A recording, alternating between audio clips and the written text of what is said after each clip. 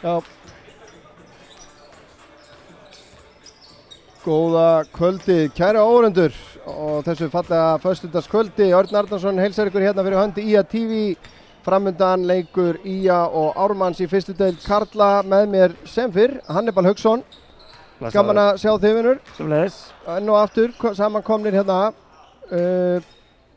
Það er spennandi leikur framundan. Heldur betur. Og svo sem mikið búið að gera síðan síðast. Já, í rauninni. Það er búin að spila 2 leiki, einn í deild og einn í byggar. Við Selfoss, báðir leikir. Báðir leikir, útileikur í deild á Selfossi og svo heimaleikur í byggarnum. Já, það hafa verið meiðsli að hrjá Skagaliðið.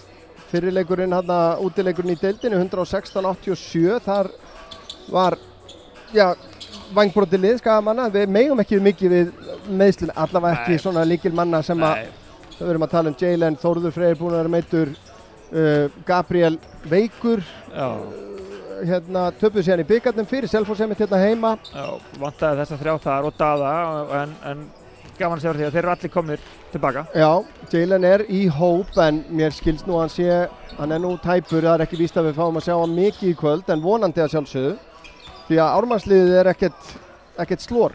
Heldur betur ekki, þetta er hópurinn hjá Ármann er svolítið svakalegur. Ef maður skoðar þetta þá erum við að tala um að þeir eru með 5 leikmenn í 17 manna hópnum sínum sem allir eru ekki með inn í dag sem hafa orðið Íslandsmeistarar og þeir eru með 9 leikmenn af þessum 17 sem hafa spilað í leiki í efstu deild. Já. Þannig að ef við rennum bara aðeins yfir með þessu stigahæstu menn í báðum liðum, þar eru með Lucien hjá IA með 21 stig, Austin Bracey með 20,8. Þetta er mjög áþekkjalegt. Frákastahæstir hjá IA er Jalen með 12,7, Will Thompson með 11 hjá Ármann. Will Thompson fyrirgeðu er nú leikmaður sem þeir sem hafa mætt á körfuboltaleiki hérna á Akranesi undanfarin 5 ár ætti að kannast við. Algjörlega, spilaði með okkur í annar deildinni. Já. Og svo er það stóðsningast, þar er Lucien með 6,7 og Arnór Hermannsson með 6,3. Arnór, ég röldi við Óla hérna fyrir leikinn, þjálfara Ármenninga og Arnór er meiddur, hann er ekki með þeim í dag.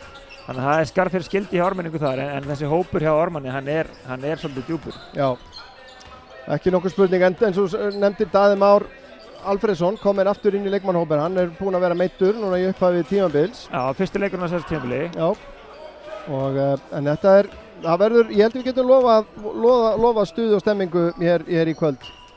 Já, þessi leiki sem eru búin að vera hjá okkur hafa verið þannig og ég held að verða engin undantekning á þetta í kvöld. Nei, akkurat og það er kannski kominn tími bara á að við rennum yfir leikmannahópana. Fáum þá hérna á skjáinn.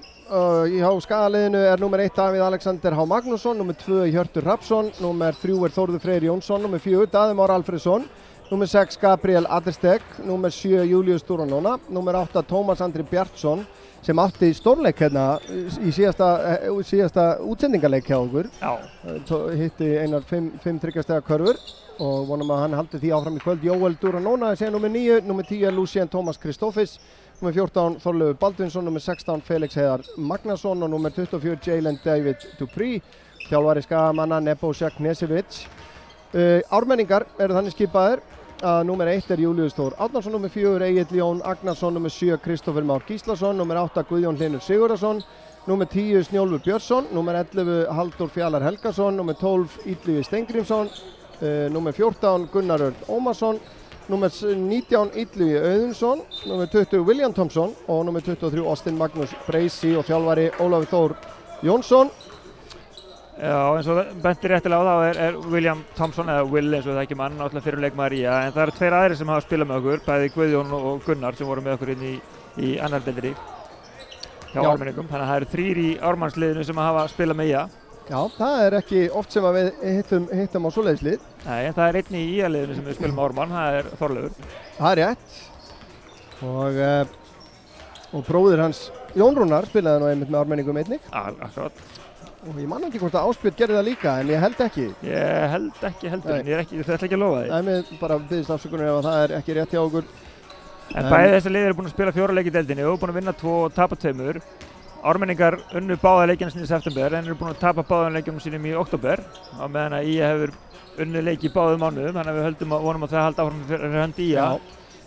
Liðin jöfn að stigum í deildinni. Akkurat. Eftir 4 leiki með 2 unna og 2 tapa, 4 stig á lið. Skagamenn fyrir ofan á já, ég gerir væntanlega ráð fyrir stiga skori. Já, minnst það Það líka. ekki einbyrðis allavega. Svo líka því vorum að ræða Selfossleikin í bikarnum áðan, það var mjög athyglisvert af því að eins og þú sagðir, þá vantaði okkur allavega 3 leikmenn þann leik og meðalaldur liðsins þar var 19,7 ár og ég gerði það svona ganni minn í dag að taka saman þessar 17 leikmenn sem eru skráðir inni á KKÍ í leikmannahóp BÍA og þar er meðalaldurinn 21,31 ár sem er náttúrulega engin aldur og til þess að svona geti ekki hlutdrægnis þá tók ég líka saman meðalaldurinn hjá þessum 17 leikmenn sem eru skráðir hjá Ármann og það er 25,5 ár. Þannig að þetta er 4 ára munur og 4 ár, þetta er 4 tímabil, það er alveg slatti. Já, það er stórt. Það má geta þess að í kvöld eru 4 leikir spilaðir í fyrstu deildinni. Hrunamenn taka á móti Skallagrimi, Sindri tekur á móti Selfossi og Þóra Akureyri tekur á móti Hamri. Í gær fór fram 1 leikur, þar sigruðu Álftanes Fjölni 89-84. Svona kannski mín fyrstu viðbrögð við þeim úrslitum, þetta er smærri sigur hjá Álftanesi heldur en maður hefði gert ráð fyrir miðað við töfluna. Álfnesingar taplausir í efsta sæti með 5 sigra í 5 leikjum. Fjölnismenn í 9. sæti með 1 sigur í 5 leikjum. Kemur þetta óvart? Já. Það kom mér reyndar á óvart hversu illa Fjölnismenn byrjuðu mótið. Þeir hafa ekki verið að tapa stórt. Þeir til dæmis töpuðu fyrir Ármann í framlendurleik þar sem að mér minnir að Ármann hafi hreinlega skorað bara flautukörfu til þess að vinna þann leik. Þannig að ég held að Fjölnir séu búin að vera mjög óöfnir og ég held þessi ekki að ljúga það að þeir eru búin að vera að styrkja hópið sinna aðeins. Já, sjáum að byrjunlega Ármenningar að koma hér inn á. Þar eru Kristófer Már, Snjólfur Illugi Steingrímsson, Breisi og Will. Verðum við ekki að kalla hann bara Will, erum við ekki á first name basis eins og maður segir. Já. Með svona leikmenn. Já. Það verður spennandi að sjá hverjir koma til Jalen kemur inn á fyrir IA. Gabriel og Lucien. Ekkert óvænt þar nema kannski, það gleður mann að sjá að Jalen fær að byrja, það er kannski skynsamlegt að hann byrji til að sjá hvort að þetta virkar og Julius Duranona og Davíð Alexander einnig. Gaman að segja líka því að Skagamenn haldi hefðina og eru í bleikum október. Já, það er búið að vera í gangi lengi að Körfuknettisfélagið hefur tekið þátt í að selja bleikuslaufuna og hitta upp í bleikum bólum. Þetta er búið að vera frá því ég var að spila. Já, þetta eru mörg ár. Já, það er nefnilega lúmst langt síðan ég var að spila. En það er Will og Jalen hérna í uppkasti. Dómarar leiksins eru þeir Stefán Kristinsson og Bergur Daði Ágússon. Við sáum þannig upp á skjánum áðan. Það er verðt að minnast á þá líka. En það eru Ármenningar sem að eiga hér innkast. Og já, klukkan fór ekkert á stað. Já, þeir eru að spá í hvert örin á að benda. Í rauninni vann uppkastið en aldrei valda á boltanum en... Já, það er sá sem snertir hann fyrst, er það ekki rétt? Ég held það sé bótið þannig. En þá kemur það Will yfir á Kristófer. Will eflaust æstur í að sanna sig hérna, var örugglega ekki sáttur með að á sínu tíma fá ekki endurráðningu eins og maður segir. Ég get staðfest að ég ræddi við hann fyrir leikinn og hann hafði orðað. Lucien á Jalen hikar hérna aðeins, boltinn út í horni á Davíð sem fer í þristin, aðeins og langur. En fín boltarhefing hérna, skapaði gott færi.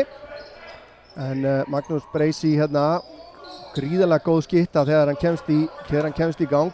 Will ræðst hér á Dupree og skilar fyrstu stigunum honi.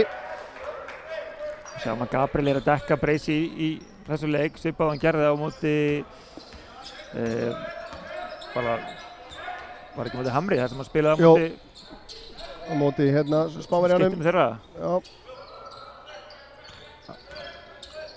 Jalen ætlar að svara fyrir sig. Jalen gerir þetta virkilega vel. Þetta var erfið karfa en fallega að klára hana. Þetta gæti orðið einhver svona einvigi á milli þeirra tveggja. Koma Ármenningar. Snjólfur kemur boltanum hérna fallega inn á Kristófer sem að klára þetta með sniðskoti. Þá er það skagamenn, Lucien út á Jalen og Július fær hann í horninu, setur upp þristinn, hittir ekki órættur við að skjóta, Július og var það Illugi á Magnús, Breysi nær ekki að finna færið aftur á Illuga, síðan er það frábær sprettur hérna á Will og Villa dæmd á Dupree, frábær í rauninni gappreying hérna hjá Will. Já, heldur betur. Hann ætlaði að tróða þessu. Já, veiti þessa.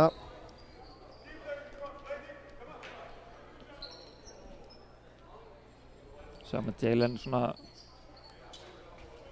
lendi sér betur fyrir mjúklega en hann fann fyrir þessu. Já.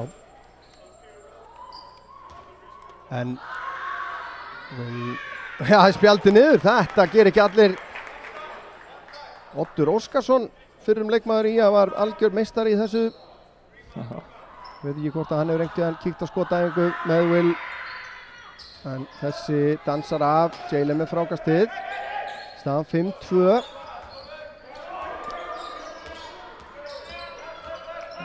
Lucien ennþá með boltan, finnur Július. Þarna vill Jalen fá hann, Magnús Breysi er á honum út í horni á Gabriel sem að fer í þristinn, hann er á stuttur. Þriðja tryggjastaðar skotið sem að geigar, Davíð undir á Július sem að skilar þessu niður. Já, gott sóknarfrákast sem að skilaði sér hérna í stigum. Snjólfur hérna undir, tölveri pressu. Finnur Breysi. Það er hindurinn frá Will sem að snýr vel inn að körfunni, Július til varnar og Will gerir þetta vel. Hann ætlar sér einhverja hluti hérna í kvöld, það er nokkuð ljóst. Lucien með boltan, Jalen poppar út, fyrir þristinn. Þetta virðist nú ekki vera kannski alveg hans skot, þryggjastega skotið, þó hann hafi nú sett einn hérna í síðasta einmaleik. Og fín vörn hérna, já, Jalen, Lucien með langan bolta fram á Gabriel sem er langt fremstur fram, skilar Soni og minga munin í 1 stig. Gott að fá hraðafli stig fyrir Skagamenn. Já, Snjófur og hann er of lengi að koma sér yfir miðuna. Davíð að spila nokkuð góða vörn á hann hérna alla möll, þá kemur Tómas inn á fyrir Davíð.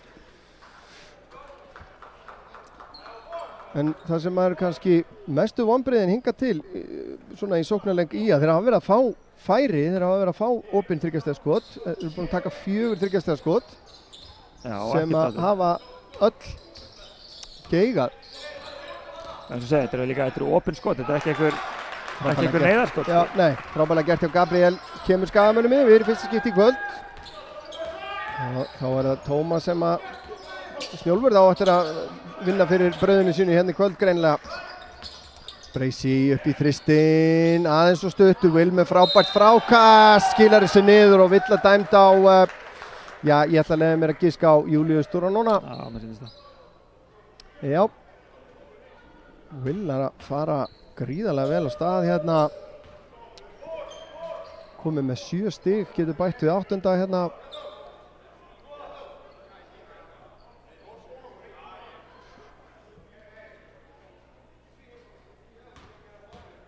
Já, við viljum skipta bolta, þetta sér maður ekki á hverjum degi. Aðri leikir komnir í gang, þetta fer nú hægt á stað nema kannski helst á Höfn sem Sindramenn eru komnir í 7-0 gegn Selfossi á fyrstu 2 mínútum tæpum. Hrunamenn 3-2 yfir gegn Skallagrimi og Þóra Akureyri 3-2 sömuleiðis yfir gegn Hamri. Við munum að sjálfsögðu fylgjast með gangi þessara leikja. Þegar að Will Thompson fer á línuna. Já, hann ákveður að fara beinulegina þessu sinni. Þryggjastega sókn hjá Ármanni.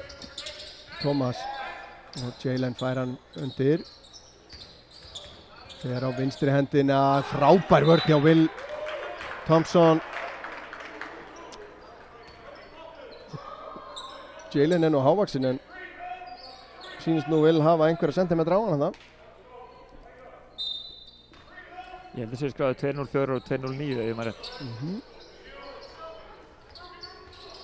Lucien fær hann hérna út í horninu, fær hindrunna og Snjólfur þarna fekk eitthvað högg. Jalen gerir þetta virkilega vel. Snjólfur kvartar yfir þessu. Sá nú ekki hvort að þetta var hérna í hindrunni sem að Jalen gaf honum. Sýndist mér. Ég sá það ekki heldur. Þetta var alltaf tímapunkturinn.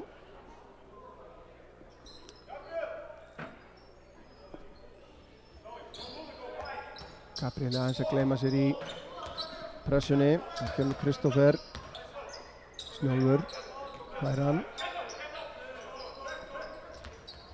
Og frábær vörn. Snjólfur ekki alveg að ráða við pressuna. Gabriel, heppinast. Það sýning. Já, þetta þurfum við að eiga ókomna tíð. Sjáum þetta aftur hérna, Gabriel á Lucien. Þetta frábært tilþrif. Þetta ekki að. Breysi ætlar að kæla þetta niður að gera. Já, gerir það. Já, þetta nullar þetta út og rúmlega það. En hvernig Lucien tekur hann í loftinu og setur hann aftur upp fyrir Jalen, þetta var alveg algjört konfekt maður. Július. Smá vandræðagangur á sóknarleiknum núna, 3 sekúndur á klukkunni. Jalen út í horninu, fer í þristin, hittir hringinn og boltinn endar út af og var ekki síðasta snertinga. Ármenningi þarna. Fannst það nokkuð augljóst. Spurning hvort að Körfungallisfélagi ætti ekki að koma sér upp tölvuskjá hérna á ritaraborðinu með YouTube-útsendingunni því að það er hægt að spóla og sjá þetta upp á nýtt. Daði Már að gera sér kláran að koma inn á. Snjólfur. Illuga. Illugi fer í árásina. Áhugaverð tilraun hjá honum, mjög erfið. Jalen með frákastið. Og hver fara bara sjálfur og grípur boltan hérna. Þetta er aldrei góð hugmynd. Mið þeirra eiga að senda boltan frá sér. Þá kemur Daði inn á fyrir Gabriel. Þetta er Daði í fyrsta leik. Já, eins er skipting hjá Ármenningum. Inn á kemur leikmaður númer 8 Guðjón Hlynur Sigurðarsson. Fyrirliði þeirra Ármenninga. Og fyrirverandi leikmaður, Já, kemur inn á fyrir Kristoffer Már. Snjólfur, Tómas pressar á hann. Breysi. Ég held að þetta er bara spurning tíma. Það er bara beint í skotið. Þetta er ágætis innkoma hérna hjá Guðjóni. Ég held að bara spurning tíma hvernig það verður dæmt á þessar ítingar hjá Snjólfur þegar hann er komið með boltan. Hann er alltaf með aðra hendina að líta mönnum frá sér. Við höfum nú verið að gagnrýna menn fyrir flopp hérna og að íkja snertingar en það fyrir hann kannski að koma að því að maður vilji sjá bara varnarmanninn íkja hreyfinguna. Lucien og farið í skothendina á hann. Þannig að sýndist mér nú. Will. Og Breysi beint upp í þristin og langur. Daði í baráttunni frákastinn, nærði. Og sendingin aðeins, kannski ryðgaður Daði. Breysi og Július truflar hann. Július aftur. Stærðarlega faðmur. Já, Júliusi þá kemur Þórður Freyr inn á fyrir Július og Daði Már kemur einnig af velli aftur fyrir Davíð. Væntanlega er Nebosja kannski bara aðeins að ná fiðringnum úr Daða hana. Breysi fær hann úr innkastinu. Lucien reynir að stela honum. Sendingin er erfið og Davíð stelur. Davíð yfir á Lucien sem fer beint upp í þristin. Hann er skakkur. Frábært frákast þarna hjá Illuga. Illugi síðan fram á Magnús en Tómas, þetta er kæruleysislegt hérna hjá báðum liðum. Já, bara síðustu mínútur. Flýta sér hægt er eitthvað sem þau eru ekki með í huga hérna. Já, það er svona kappið að bera með nóðliði hérna. Gabriel Adestek kemur inn á fyrir Jalen. Skallagrímsmenn komnir yfir gegn Hrunamönnum 16-11. Sindramenn 13-5 yfir gegn Selfossi. Hamarsmenn 11. Þór Akureyri 7 er staðan á Akureyri. Þeirra villa er dæmd á Davíð Alexander.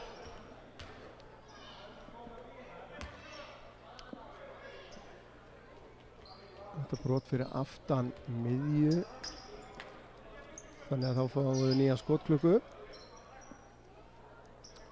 3:13 eftir að fyrsta leikluta. Þetta hefur nú ekki verið sama svona sömu gæðin á þessum leik og þegar við sátum hérna síðast. Nei. Ágætis skiptingar þarna í vörninni. Guðjón upp í þristinn, ekki að þessu sinni. Skagamenn ennþá eftir að setja 3 stiga skot. Það er 0-5. Það er 0-6. Í árásina á Gabriel, frábælega gert. Skólabókardæmi vagg og veltu, eða vegg og veltu heitir það víst. Skipta hérna, Gabriel kemur á Magnús Breisi sem að setur hann út á Illuga, fer í skoti og setur það. 19-14.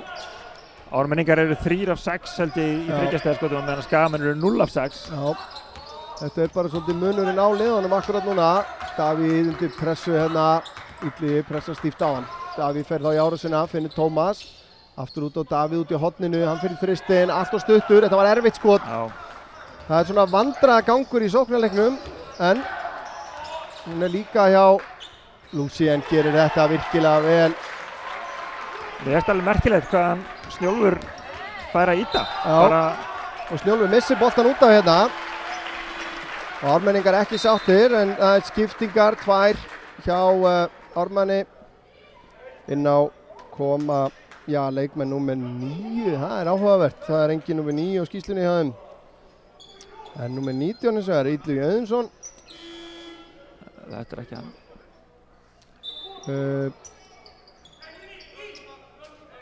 Hvað segirðu, þetta er ekki hann? Ekki númer 9. Nei, númer 19, Illugi Auðunsson. Já. En, já, þetta er spurning hvað startarinn er að gera með þetta. Hvort þetta er Egill sem er númer 4 á skýrslunni. Tómas undir körfunni, gerir þetta frábælega. Ég ætla að giska á það. Já. Ég sé engan númer 4 á varamannabekknum allavega, þannig að kemur hann allavega inn á Illuga, skilar þess ekki niður, mikil baráttum frákastið, hún endar hjá Tómasi sem að missir hann út af 18-19, það er allavega töluvert barátta í þessu hérna.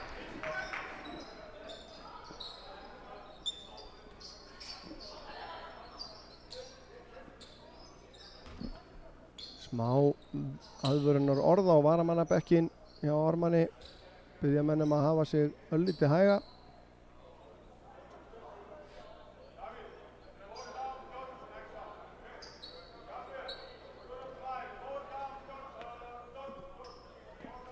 Já, bætt 2 sekúndum á skotklukuna.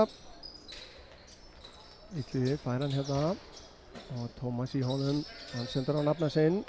Illugi fer í árásina og Tómas brýtur á honum og 2 skot. Metið þetta í skottreyfingunni.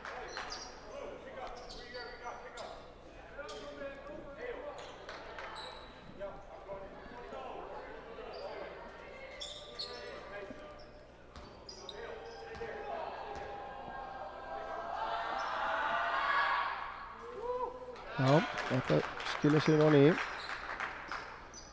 En erum við að sjá leikaralega vera búinn fyrsti leikluti í að ekki endafattin á vítalínuna. Akkurat.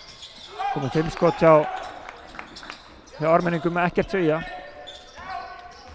Já, en skot 2 stiga skotnýting Skagamanna hins vegar framúrskarandi góð, 81, enda mikið bara upp í körfuna. Þeir hafa verið að ná að brjóta sér leið inn að körfunni og það hefur ekki verið brotið á þeim þar, skilur við, þannig að það er kannski, það er ekki bæði sleppt og haldið í þessu. En Jalen kemur aftur inn á fyrir Tómas og Þórður Freyr á Davíð.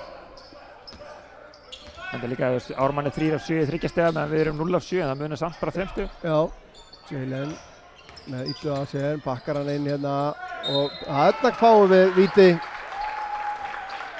Jalen fýblaðist aðeins með Illuga hérna. Spurning hvort að Skagamenn munum fara að reyna að svona nýta sér þetta matchup hérna undir körfunni. Já. Menn að Will er utanvallar. Ég átti alveg vonaði eins og þú sagðir hann upp á útsendingarnar að Jalen væri tæpur á leið og Will fara út að myndi Jalen fá hvíldina en. Það virðist vera akkurat auðvögt. Já. Og Jalen skila báðum vítunum niður, minga munn í 1 stig. 1:10 eftir klukkan, já, og svolítið stund í gang hérna. Egil út af Bracey, þetta er bara of opið fyrir skotmann eins og Heldur betur. Austin Bracey. Heldur betur. Hefur verið svolítið stíllinn. Þórður Freyr í langan þrist, ofstuttur.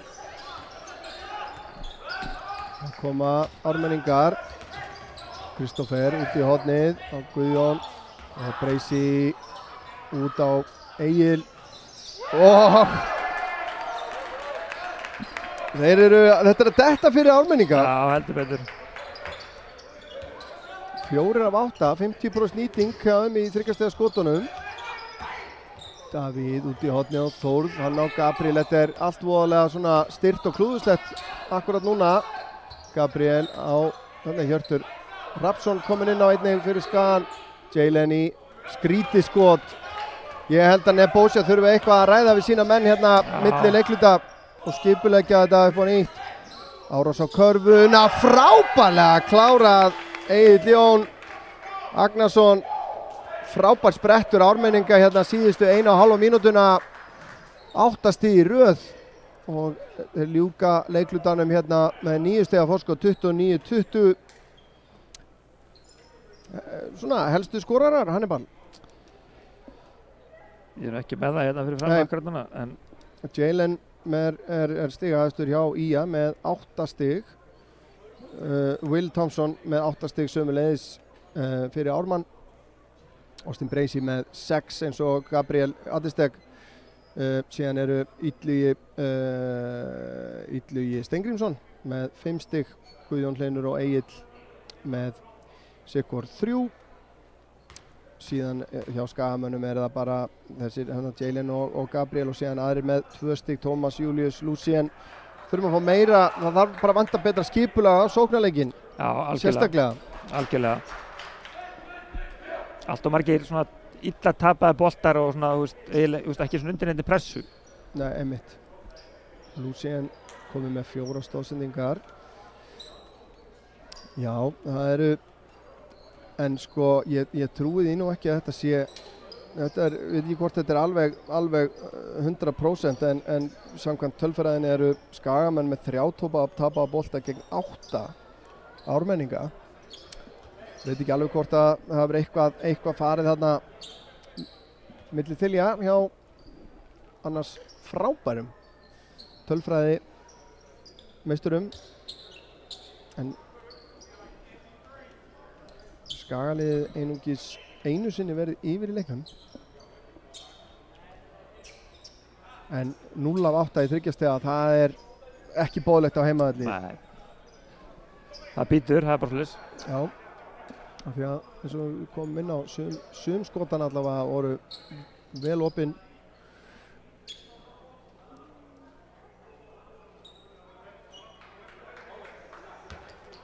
Það eru Skagamenn sem að byrja annar leiklutan. Lucien kominn inn á aftur fyrir Hjört. Tómas einnig inn á, Þórður yfir á Gabriel. Gabriel fyrir þristinn og það er á stutt og Skaginn lítur eiga þennan bolta. Frábær baráttu hjá Lucien í frákastinu þarna. Þetta þurfum við. Sama lið og lauk leiklutanum. Fyrsta leiklutanum er inn á hjá Ármanni. Þórður inn á Tómas, engin villa dæm, Tómas vildi fá villu. Já, eða, fyrir baki á hana. Og hér er Guðjón með svona flott skot, Jalen með frákastið.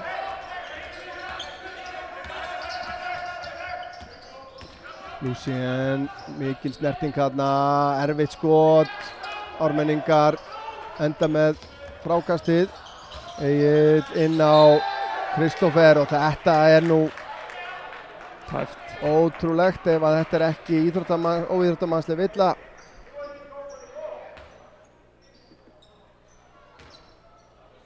Varamannabekkurinn hjá Ármanni nú held ég með rétt fyrir sér þetta. Þetta var mjög... tókar í hann. Já, þetta var viljandi villa og það er óíþróttamannsleg villa á Þórð. Hárrétt held ég að við verðum að kvitta upp á þetta. Hannibal. Já, klárlega. og það er Kristófur Már sem það fer á vítalínuna. Skallagrímur 29, Hrunamenn 22 undir lok fyrsta leikluta. Kristófur mitt fyrirverandi leikmaður Skallagríms á leik með þeim í efstudeild. Já. Sindri 19, Selfoss 18, Selfossingar að koma sér inn í leikinn þar, Þór Akureyri 14, Hamar 20, þá kemur Breysi af velli og Snjólfur kemur inn á aftur.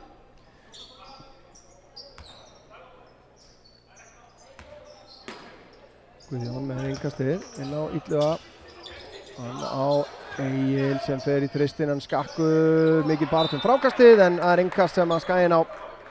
Við þurfum að fara að fá svar. Algjörlega 11 stiga munur og það er einhver svona deyfð yfir í liðinu, finnst mér. Sammála því. Sem að við höfum ekki séð í vetur ennþá, ekki fyrr en núna í rauninni, hérna á heimaðallinu allavega.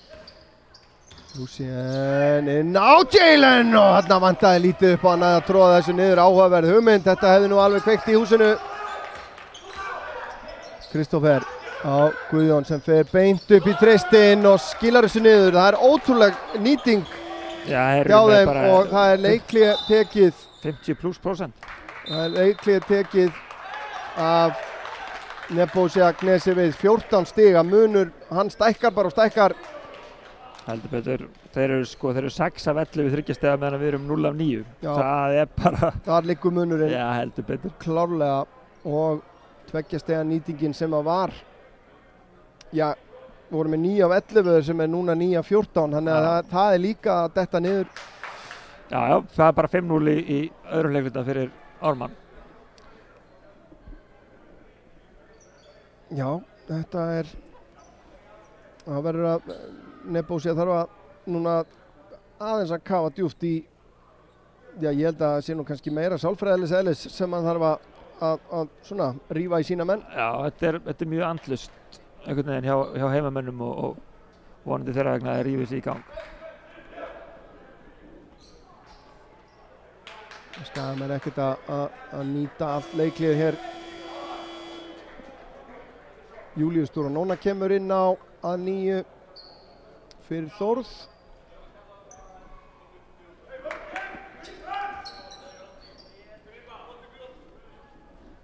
Og Hamarsmenn, nei, í Skagamenn eiga innkast undir eigin körfu hér. Gabriel kemur upp með boltan. Og nú viljum við fara að sjá eitthvað smá skipulag á sóknarleiknum. Lucien og brotið á honum. Kristófer fullgrimmur hana í pressunni.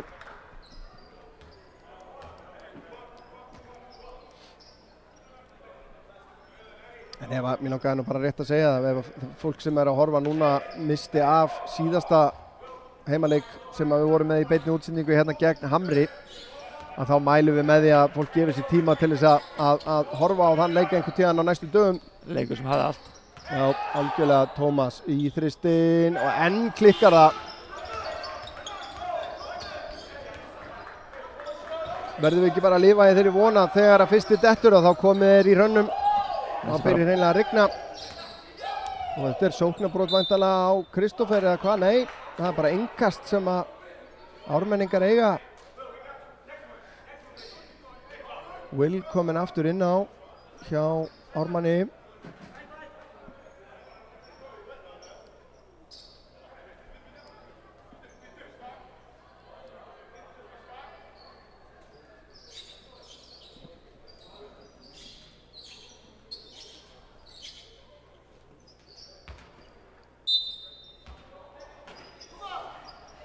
Og fínasta vörn hérna hjá Skagamönnum, Jalen og Gabriel á ferðinni, skilar þessu niður, hann er búinn að vera mjög öruggur hérna upp í körfuna. Já, og óeigin gert að Jalen hann að gefa honum þetta. Já, Snjólfur í vandræðum enn einu sinni, en Egill sem að ræðst að körfunni með Júlíus á sér, skilar þessu vel niður. Júlíus Kurteis hérna, var ekkert að slá. 36-22, þetta er bara það sem að Skagamönnum fer vanta líka einnig er náttúrulega bara stopp. Já. Að ná að stoppa stigaskorunina. Júlíus, þarna er ekki dæmt. Will með varið skot. Það var komið 2. Annar varinn boltinn hjá honum. Júlíus kemur af velli. Daði Már kemur aftur inn á. Það þarf að finna einhvern neista, einhver staðar. Tómas á Daða. Hann á Gabriel. Gabriel beint upp í fadeaway skot. Já, þetta var neyðarskot. Ágætis tilraun svo sem en Egill fer í árásina. Gabriel stígur vel fyrir hann hérna út á Will. Það var það Kristoffer og Guðjón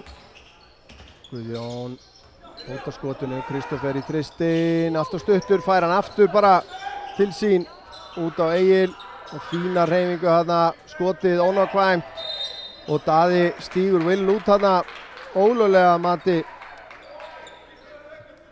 dómarana. Spurning hvort að Will sótt ekki þessa villu. Stundum er nóg að öskra. Já. Þetta var hjálpað til. Finnur hann snertingunni í bakið og nýtir það. Skipting hjá Ármanni. Guðjón af velli, Magnús Breisi í staðinn.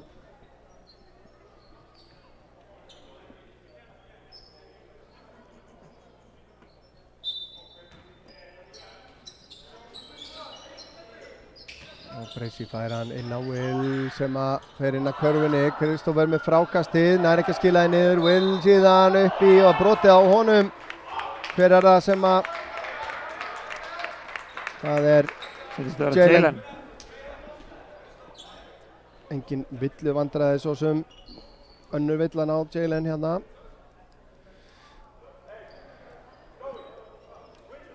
Þetta er ákveðin birtingamynd á andleysi þegar að sóknarlið nær 3 frákostum í röð.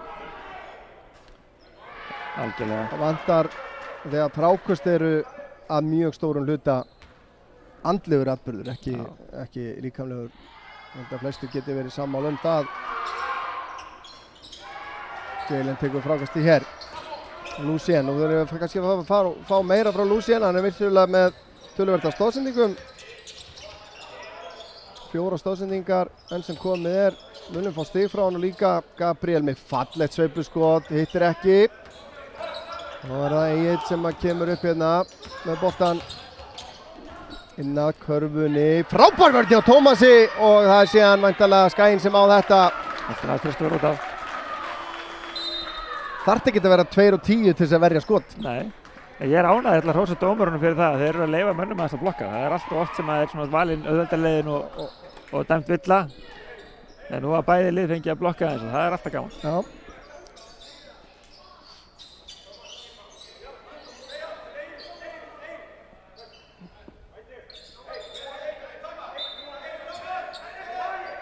Gabriel inn á Lucien. Það er bara að pressa allan völlinn hjá ármenningum. Lucien fyrir skotið. Það er einhverja snertingu þarna frá einhverjum. Var mögulega að reyna að fiska eitthvað þarna. Fékk ekkert. Það er bara gengur ekkert hjá heimamönnum. Nei, komið 2 stig á 4 mínútum í öðru leikluta. Já. Bara Magnús Breisi, hörð hindrun hann hjá Will, skotið, ónákvæmt. Þetta er skárra. Lucien með boltan yfir á Daða. Daði fyrir árásina, setur hann að Lucien aftur. Svolítið pick og roll stemming hérna. Lucien í erfitt skot, fínasta vörn hjá Will hann. Breisi fer inn að körfunni, gerir þetta vel, hittir ekki. Maður hefði oft séð dæmt að villa á þetta einnig. Þarna er Gabriel fer inn að körfunni í fallið sveifluskot þarna og Jalen fylgir vel á eftir. Gríðarlegt jafnvægi í þessari klárun hjá Jalen. Já. Það var að Breisi. Nú þurfum við bara að fá stopp ef að Skæinn skorar 3 sekúndur dæmdar á Will. Nei, það er hald á Gabriel. Og Ég held bara að þessi 30 sekúndur regla, hún bara ekki til. Þetta Nei, þetta eins og 6 sekúndurnar í fótboltanum. Já. Felix Heiðar að koma inn á í fyrsta sinn í dag fyrir Gabriel. Gabriel, þetta var nú fyrsta villan á hann. Will Thompson skilar þessu niður. Annar leikluti hálnaður, munurinn 14 stig. Þetta hefur verið svolítið þannig einhvern veginn í þessu leikluta að liðin hafa svo sem verið lengi að skora og ef að Skaginn skorar þá fá þeir alltaf körfu í andlitið í staðinn. Hvað er nú dæmt? Vill á Jalen, þriðja villan á hann.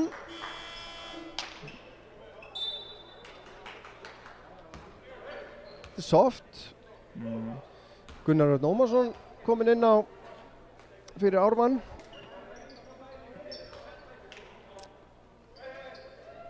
Og Gabriel Attistegg skiptir þá við Jalen Dupree.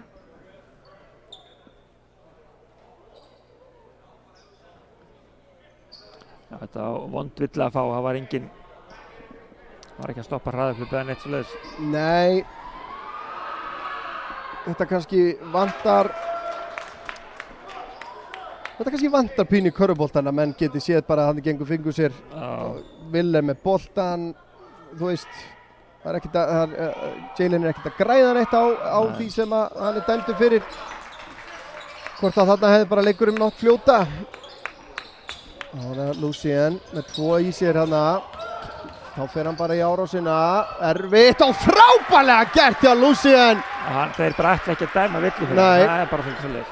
Nei, þú hefur nefnt Snjólf hérna áður. Þarna var hann töluvert með hendurnar í Lucien. En það er kannski ágætt ef að menn verða bara pínu pirraður og nýta Egill í þristinn. Það hittir ekki, en hann nær sínu eigin frákasti með sendinguna inn á Will. Og Vill að dæmda á Lucien.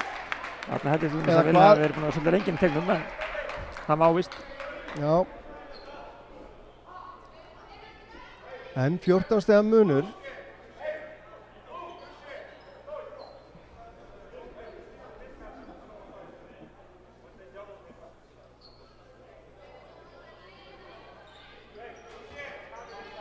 Og henn er Will að fara á línuna. Taka víti nummer 12 og 13 fyrir Ármenninga, menn ég hef fengið 2. Kristoffer og Július Þór koma inn á fyrir Egil og Gunnar. Stutt stopp hjá Gunnar eða þessu sinni.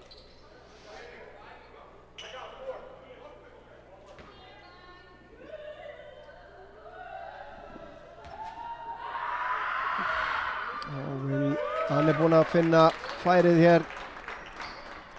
Flottur leikur hjá William Thompson. 15 framlagspunkta hérna á 16 mínútum. Það er ekki uppmálað, myndi einhver segja.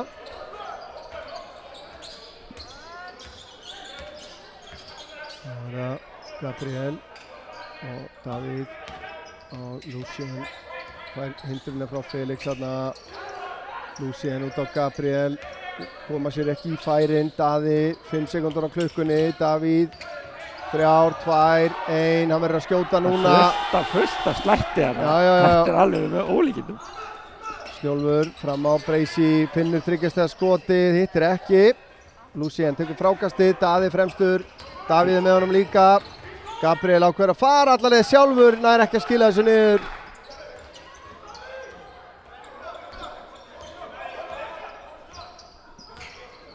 Július inn á Will, inn á Kristoffer. Frábær hreyfing hjá honum nær, hann nær frákastinu sjálfur. Engin vill að dæmt þarna, en þeir að ná við það að ná frákastum. Lucien og tækni vill að dæmt á varamannabekkinni á Ármanni. Búið að vara það við. Já.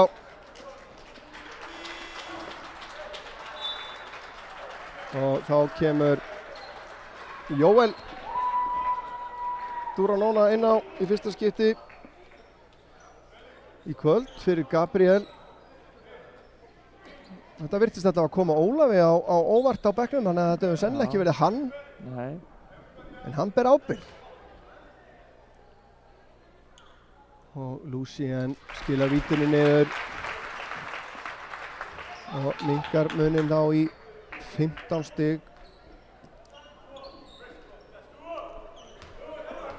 sko miðað við hvað Skagaliðið hefur valdið með vonbrigðum hér í kvöld hingað til, þá verðum við kannski að horfa í það að munurinn þó bara 16, ég hefði haldið 15 stig en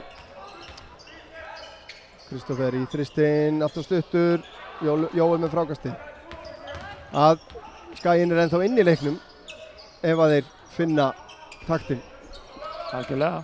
Jóel skrifar hérna, það einhvern veginn allt á móti. Já, sóknarlega. Já, samkvæmt okkar kokkabókum þá vantar nú 1 stig á töfluna og tölfræðin einnig, það vantar þetta vítaskot. Já, það er á statinu og það er hjá okkur en það er ekki á leikklukkunni. Júlíus, frábær vörn og Davíð Alexander. Þetta er svolítið svona leikurinn, þetta skoppar. Já, og sérðu. Þetta er bara... það er stöngin inn í Ármanni, stöngin út hjá Skaganum. Heldur betur. Eða hreinlega framhjá Skaganum. En þetta er orðið 18 stiga munur og ég er bara búið að skora 27, þannig að... Já. Og bara 7 í þessum öðrum leikluta. Þórður finnur ekki skotið, missir boltan út af. Talandi Rið, virkar Riðgáður einnig. Já. Skrænt ykkur tíma, það er bara eðlilegt. Já, það er bara syrtir í álinn mínútu fyrir mínútu og en hjá Skagamönnum Jalen Dupree stigahæstur með 10 stig, Gabriel Adestegur með 8 og Lucien Thomas með 5. Okkur vantar fleiri stig frá Lucien, okkur vantar fleiri stig úr fleiri áttum. Já, bara algjörlega og við erum bara með 2 stig á bekknum held ég, eða 4. Já, og hjá ármenningum það William Thompson sem er með 14 stig, Egill Jón með flotta innkom með 7 stig, Breysi og Guðjón Hlynur með sikur 16, Illugi Steingrímsson með 5, Kristófur Már með 7, það var að detta inn í hérna frákastahæstur hjá IA Jalen Dupree með 6, William með 5 fyrir Ármann. Flesta stóðsendingar Austin Magnús Breysi hjá ármenningum með 5, Lucien Thomas ekki búinn að gefa stóðsendingu í þessum leikluta ennþá. Nei, enda bara komin 7 stig og allavega ekki 3 að maður vítalínunni. Já. En sko bekkurinn í ég búinn að setja 2 stig í þessum leik að meðan bekkurinn hjá Ármann komið með 13 sem næstu í helmingurinn og öllum stigum sem ég búið að skora. Þannig að það sýnir svolítið bara hvað svona andinn með Ármanni. Akkurat. Hrunemenn 38, Skallagrimur 48, 2.51 eftir að fyrir áleik þar. Sindri 45, Selfoss 36, 2.29 eftir þar. Af öðrum leikluta kominn hálfleikur á Akureyri, Þór 28, Hamar 46. Hér 45-27 fyrir gestina. Breysi frábær hreyfing þarna en Þórður las þessa sendingu vel. Þórður fram á Davíð. Þannig eru menn að ofhugsa þetta aðeins. Þarna var Júlíus laus vinstra megin. Davíð. Engin erlendur leikmaður inn á í liði Ía núna. Daði með þristinn, ofstuttur. Davíð með frákastið, reynir að koma inn á Felix. Það tekst nú. Felix fer síðan í sveifluskotið, framan á hringinn. Áhugaverð uppstilling. Já. Þetta er bara nánast drengjarflokksliðið frá því frábærlega gert hjá Felix en Illugi fær boltan aftur. Ég ekki viss hann náði að drippla honum á þennan lendi en. Og vill að dæmda á Júlíus.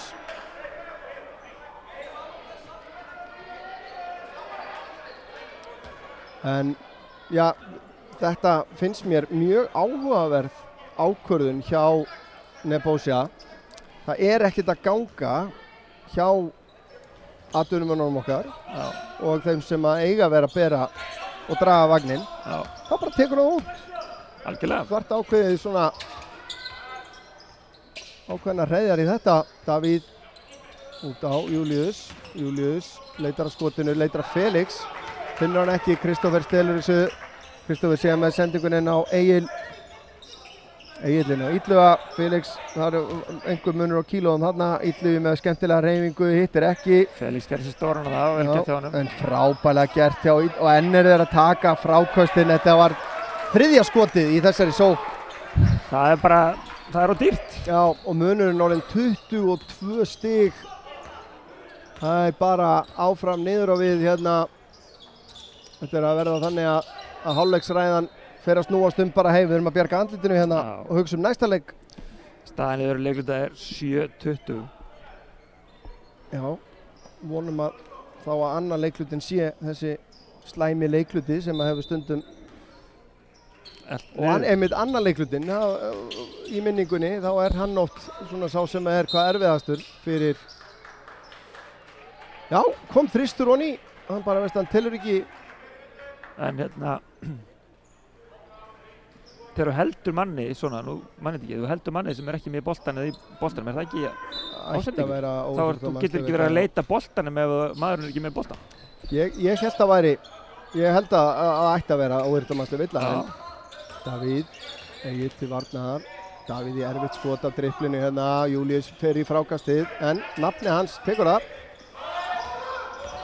Egill, Breisi, þetta er enga megin í og hálfleikstölur 49-27, ég held að við séum bara menn séu bara feign í pásunni núna og Nebojsa hlýtur að vera búin að upphugsa eitthvað krassandi og við þurfum kannski svona í framtíðin að fara að koma okkur upp einhverju myndavélakerfi inn í búningsklefum til þess að við fáum að sjá og heyra hálfleiksræðuna því að hún gæti orðið áhugaverð núna því að það þarf eitthvað mikið til þess að kveikja í heimamönnum. Já, heldur betur 27 stig á 20 mínútum er bara lélegt. Já. Og skotnýtingin okkar, við vorum með 80% skotnýtingu á tímabili í tveggjastæða, við erum komin niður í 42%, Já, það er 12 af 28. Í tveggjastæða vorum við með 9 af 11, núna erum við með 12 af 28. Já, og 0 af 13 í þryggjastæða og meðan að skotnýtingin hjá Ármenningum er 7 af 15. Já. Í þryggjastæða sem er mjög gott en þeir eru enda bara 9 af 25 í tveggjastæða en þeir hafa tekið öll sóknarfrákastin sjálfur. Og en við hérna held ég að við þurfum líka bara smá pásu og hérna hvílum okkur hérna ásamt öðrum og komum hérna með síðari hálfleikinn hérna eftir 13 mínútur og 53 sekúndur, ekki fara langt.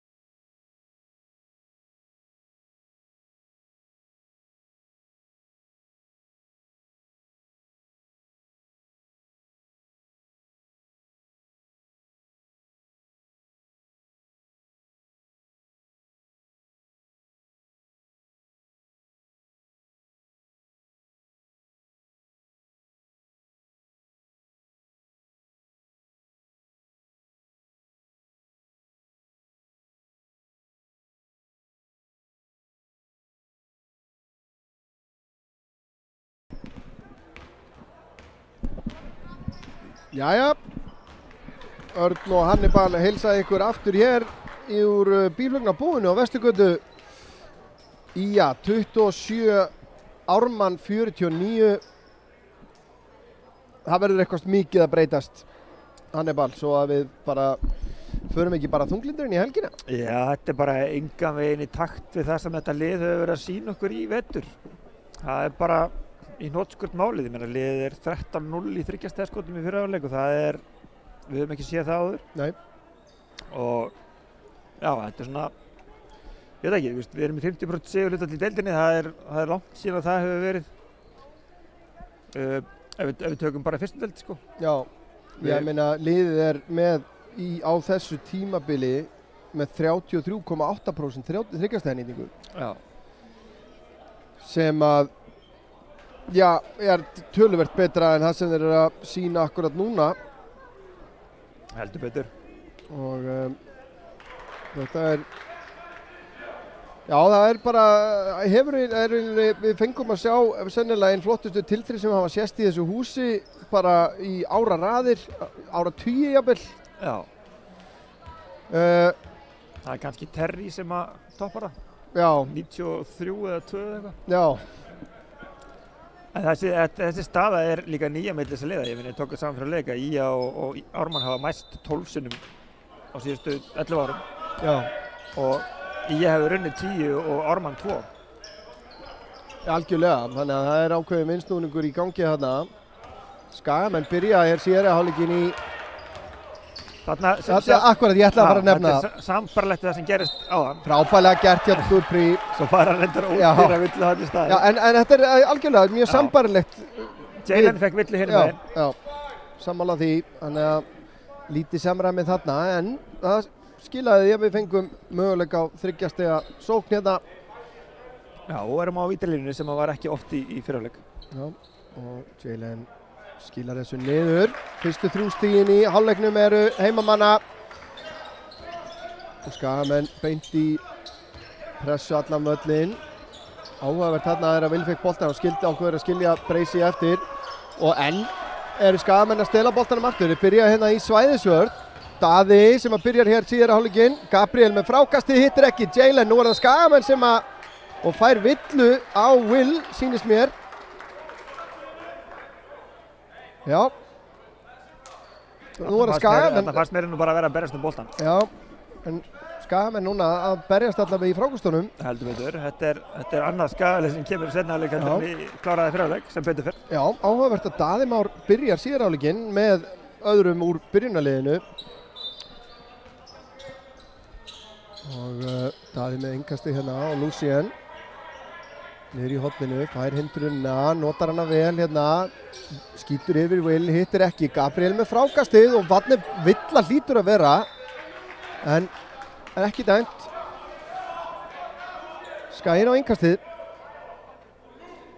Ætla að sé eitthvað bara hérna megin að það sé bara betra fyrir sóknarlið að taka frákast hérna megin á vellinum eða hérna megin í húsinu. Þetta er tölfræðil myndi örugglega segja ykkur að við myndum taka þetta sko. Þannig að þá er það Jalen, fær hann úr innkastinu, Julius. Lucien kemur út og fær hann hérna. Snjólfur næra eldan í gegnum hindranirnar. Jalen á móti Will. Jalen fer í snúninginn út á Daða og skotklukkan. Þarna vantar talandan. Já, bekkurinn tekur þetta á sig. Já, en það er þetta er akkurat eitthvað sem að lifandi varamannabekkur tekur alla jafna ef að stemmingin er rétt í liðinu. Þá er það Skagamenn í svæðisvöldinni, Breysi í 3 stiga skotið. Will nær ekki frákastinu. Vel stíð út til Lucien. Lucien út á Gabriel, hann er á Daða. Daði finnur síðan Jalen undir körfunni, hann fer aftur í árásina á Will, mjög erfitt. Og Kristoffer með frákastið, Breysi stoppaður af, Egill fer í árásina, sendingin út í hornið, skemmtileg. Kristoffer í þristinn, hittir ekki, Lucien tekur frákastið, þetta er betra frákastalega séð. Já, vörnin hjá Skagamenn líka aðeins svona líflegri núna heldur en í fyrirháleik. Síðan fær mikið að snertingum hérna, hann fær villuna allavega núna. Klár íting hérna. Átti spjall hérna við Gárunga hérna í stúkunni í hálfleik og þeir höfðu orðið mitt að hversu mikið af sko menn fá að stökkva inn í og stíga inn í Lucien. Og minnir svolítið á þegar Zachary Jamarco Warren var hérna að spila sælla minninga, mjög sælla, að hann átti mjög erfitt með að fá nokkuð skapaðan hlut. Þurfti að þola mikið, var yfirleitt með einn mann á bakinu. Gabriel með flottar hreyfinguna körfunni. Flautukörfa nánast á skotklukkunni. Nei, bóðið pressið, það voru ekki alveg á meðanótanum. Nei, og Snjólfur kemur honum á Egil, hann á Kristoffer, undir á Will. Jalen til varnar, má ekki beita sér allt of mikið, misnota skotið.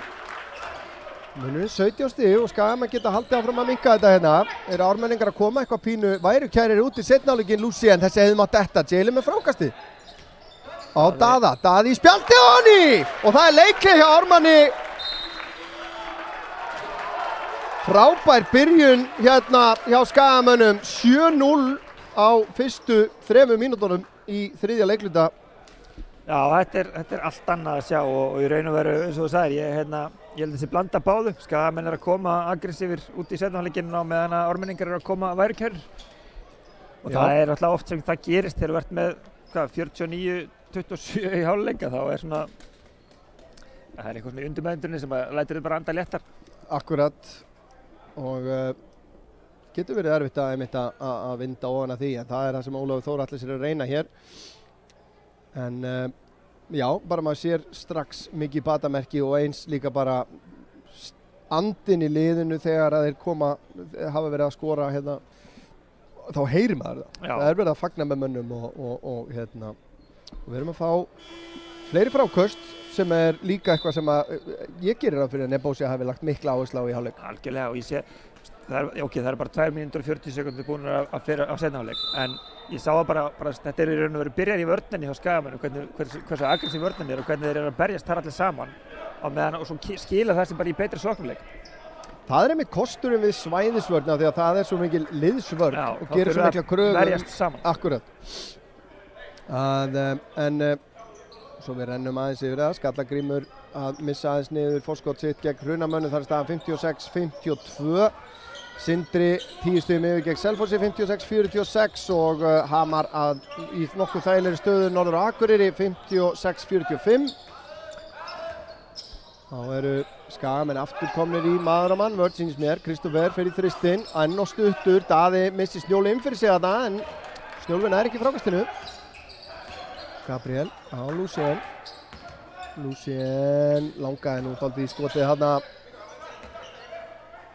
Jalen, hann er með Snjólfu á sér, fer í sveifluskoð, hittir ekki, Breisi með frákastið, hann hefur nú mátt klára þetta aðeins sterkara hana. Já, virkaði þreytt eitthvað svona. Með lítið mann á sér hana.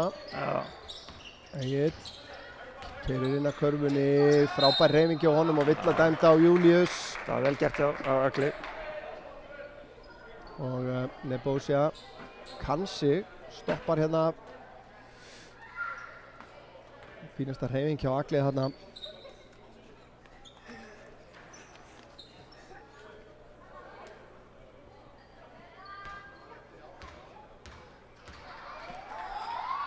Og Egil ykkur falleg skotstróka hjá þessum strák.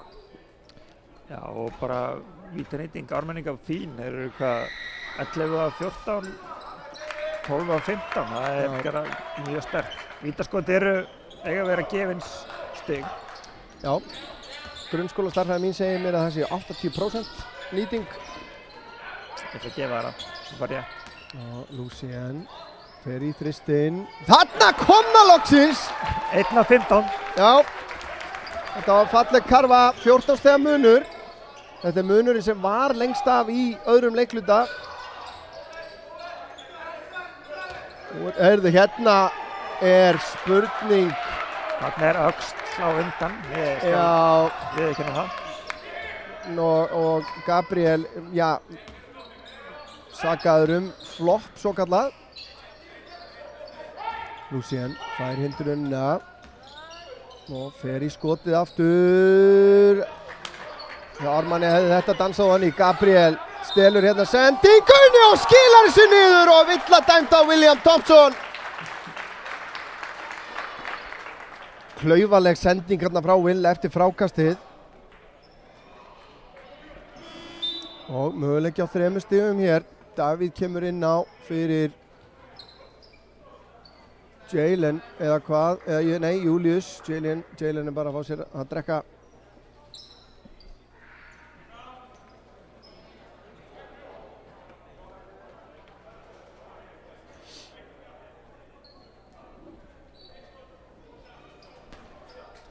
Gabriel Adesteg getur minnkað munin hérna í 13, gerir það.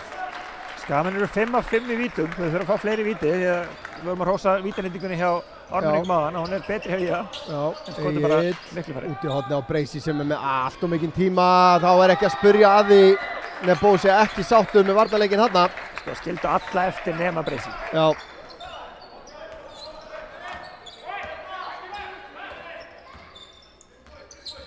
Hefur nú spilað víða. Magnús Breysi stelur boltanum hérna af Lucien og Jalen ætlar að verja þetta, gerir það eða hvað? Nei, þetta er sóknar, nei ekki sóknar brot heldur. Þetta er Karva góð. Og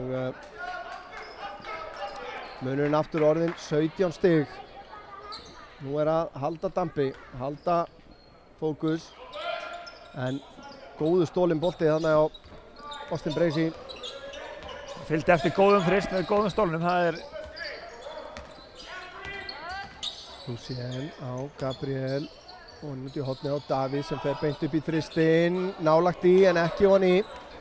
Fínasta skot. Það er það Breysi, Lucien á móti honum. Og Will í skoti á vítalínu hérna, hittir ekki og Will að dæmd á Kristoffer í frákastinu. Það getur nú verið vísbendingum gott útstig hjá Gabriel hérna. Akkurat. Tómas að koma inn á fyrir Daða.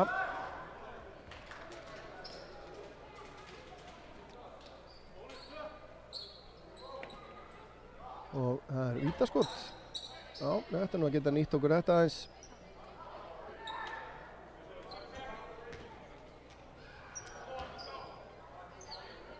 Einungis 2 stig frá Tómasi í þessum leik. Þetta er stórleik hérna gegn Hamri.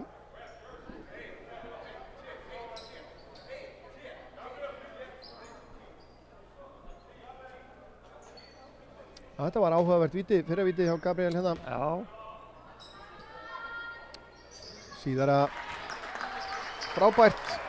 Já, hann hefði verið eftir því að fylgja því þannig að það farið aftan á hringinn. Já, það hefði verið mjög klassískt. Sendingin inn á Will hérna. Það er ekki að nýta sér að Kristoffer í þristinn. Hann er búinn að tapa miðinu. Og Will hendir sér eftir þessu hérna. Jæja, nú fáum við að sjá eitthvað væntanlega. Já. Fallegt tráðslag hérna hjá Jalen. Munurinn aftur 14 stig. Og Will og Tómas heppinn að fá ekki á sig villu þarna. Og Breysi nær ekki að finna skotið. Sendir hann út á Egill. Egill fer í skotið, hittir ekki. Mikil baráttum frákasti Will með langar hendur þarna. Stelur því af Jalen. Og skorar.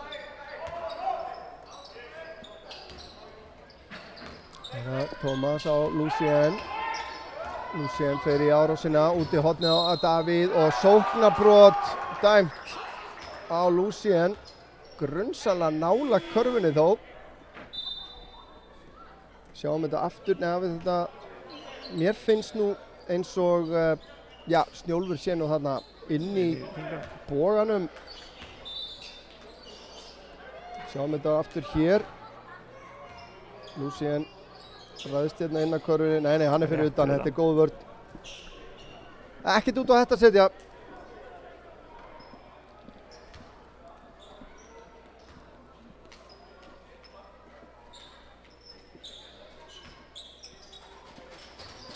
Snjólfur undir mikilli pressu, notar mikið lausu hendina. Illugi og Jalen að stela á honum boltanum. Davíð, Jalen kemur með honum, Jalen fær hann hér unna körfunni og þetta gróf villa. Það fer í hausinn á honum líka. Þarna var ekki mikið verið, var þetta ekki Illugi sem braut? Já. Þetta var nokkuð hörð villa. Sjáum þetta aftur hérna. Nei, hann í hausinn á honum. Já, en hann að gera til hann í boltan. Mér fannst það fyrst eins og það hefði verið meira svona að vera að hugsa að berja niður. Þannig ég held að þetta sé nú rétt. En þrátt fyrir góða byrjun hérna á þriðja leikluta þá hefur einhvern veginn ekki alveg tekist að stíga skrefið alla leið. Bracey hótar þristinum, fer svo upp í þristin, beint honni. Það engin hringur í þessu. Ekki, nei. Hann svo geggjaður skotmaður. Já.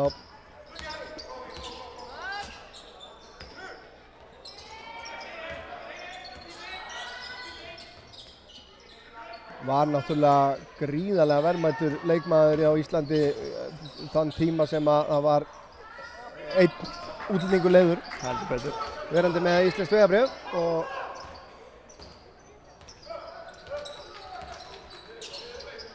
Illugi inn að körfunni og Davíð nær á honum boltanum en dæmd villa.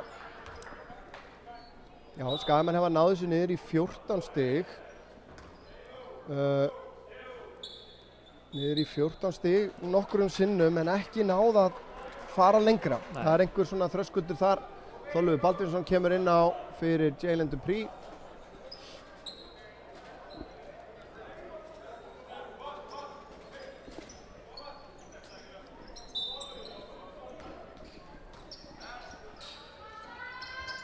Og Egill fær hann hérna. Þetta allt of auðvelt. Allt og auðvelt, munurinn aftur á honum 20 stig. Lucien yfir á Davíð, Tómas í horninu, aðeins svo lengi að fá hann en Davíð galopinn, sennilega allt opinn, nei, ekkert allt opinn, passlega opinn, kemur langur bolti fram, Egill, frábær vörn eða hvað, villa dæmd á Þorleif.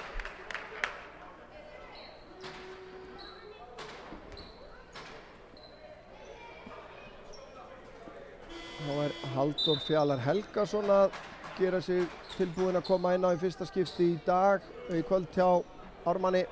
Þórður skipti við Lucien. Já. Kristófer á velli hjá Ármanni.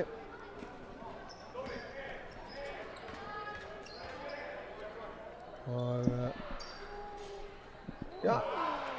Í fyrrháleik hafði þetta farið ofan í á Guðinni. Já, það aðeins breyting þar á en hún ekki Hún hefur ekki sveiflast alveg nógu langt yfir fyrir okkar smekk hérna heimamanna. Guðjón skilar síðara vítinu niður. Og Davíð sem að færa hann hér. Og Þórður. Tómas. Davíð. Davíð brotið á honum. Villan á Illuga. Það væntanlega vítaskot. Bónus.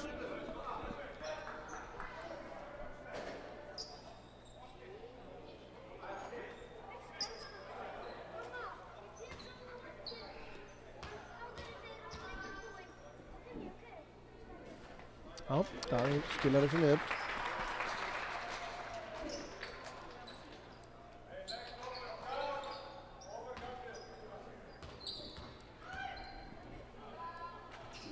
Og síðara örugt 9 af 11.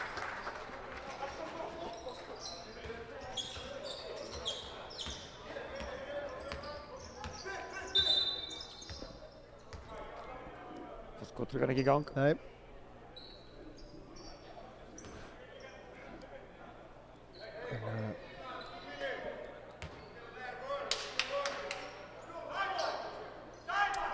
Gaman að sjá ung og fersk andlit í dómarabúninum. Ég ætla nú bara að segja það. Það er gríðarlega gott að sjá að það er endurnýjun í gangi þar.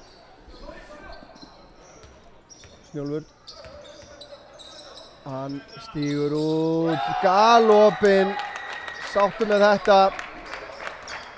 Þarna vantaði nú að Þorleifur stígi út í hann og var væntanlega hans hlutverk. Þórður inn á Gabriel. Gabriel með Snjólf á sér. Næra truflan. Davíð í árásina. Davíð inn að körfunni. Erfitt. Vill að dæmda Snjólf.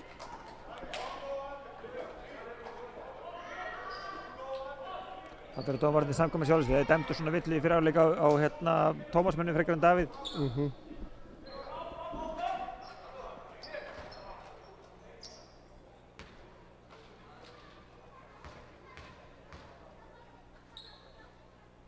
Já, það er greinlegt að Davíð má alveg vera maður á línunni fyrir hönd ÍA.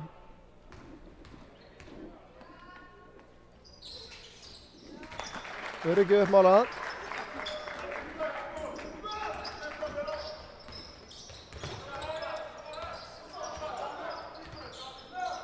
Skjálfur Ítliði býður honum hindrunna. Villa dæmd á Davíð. Við hefum talað magna hvað Snjólfur fær að hafa hendurnar íta mönnum frá sér. Já. Þegar hann er að dribbla boltanum. Þetta er svo augljóst sko. Já. Og þetta er ekki bara eitthvað smá, þetta er bara verið að búa sér til bara meter sko.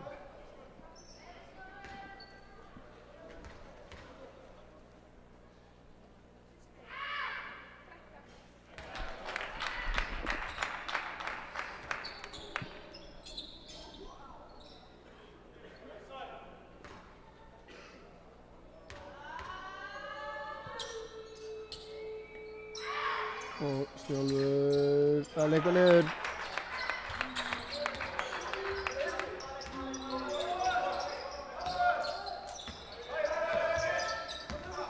Davíð á Gabriel. Þórður gapandi frýr vinstra megin. Erfitt skot hjá Gabriel, það er varið. Snjólfur á Breysi. Tómas stelur því, þetta var lesið í gær. Tómas allar leið eða hvað, engin villa dæmt.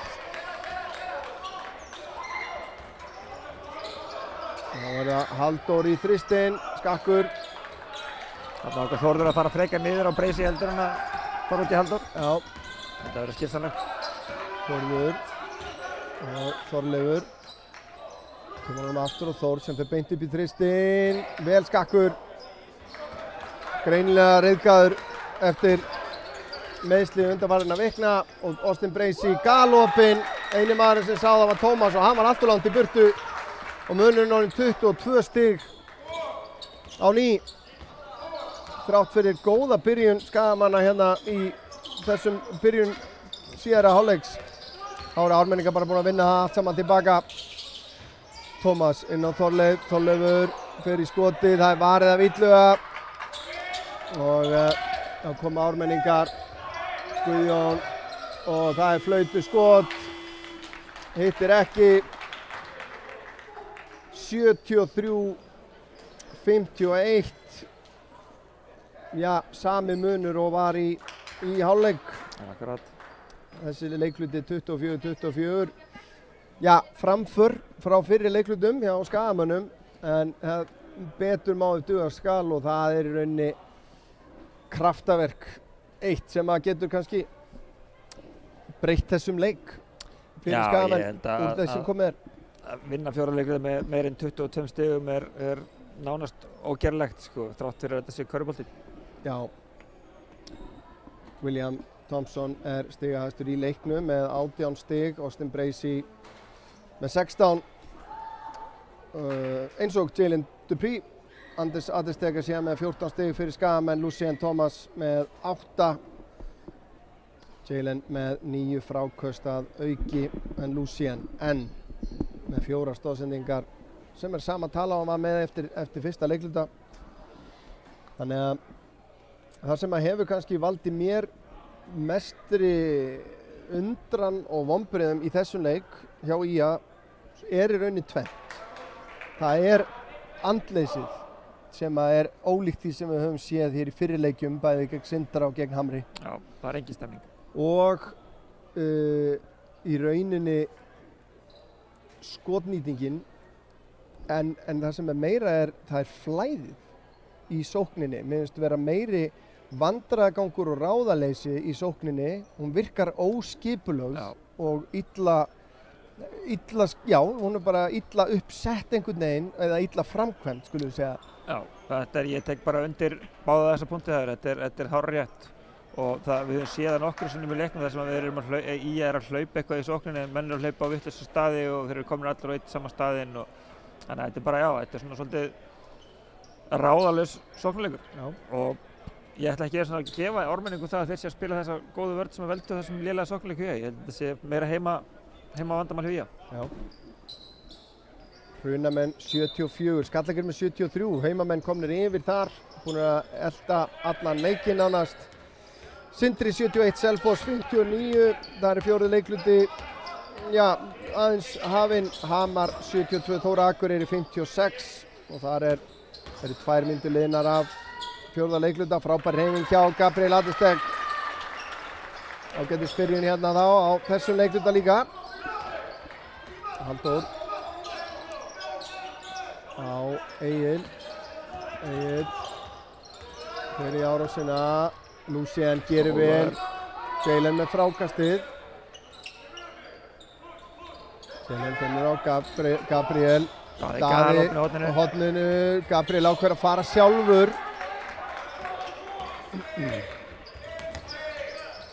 Þarna hefði nú verið rétti kosturinn held ég að henda honum á Daða í horninu. Já, algjörlega. Kristófer á Halldór, dæmt villa, þetta á gólfinu, fyrir skot.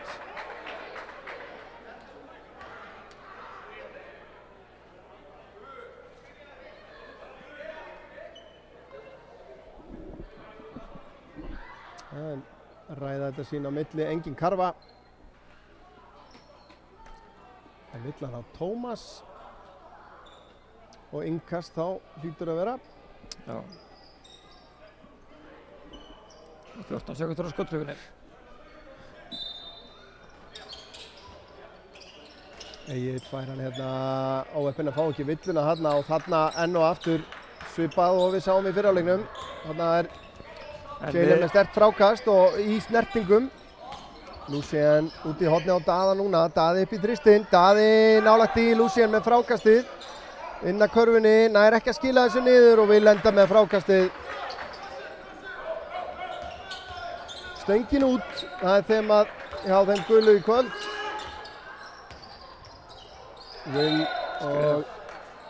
Villa á gólfinu. Fjórða þá. Já, það er Jalen Dupree.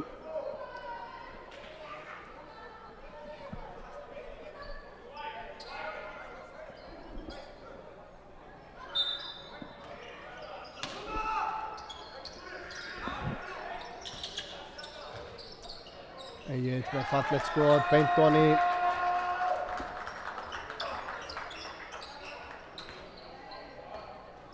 Það var góð innkoma hjá Agli í þessum leik. Já.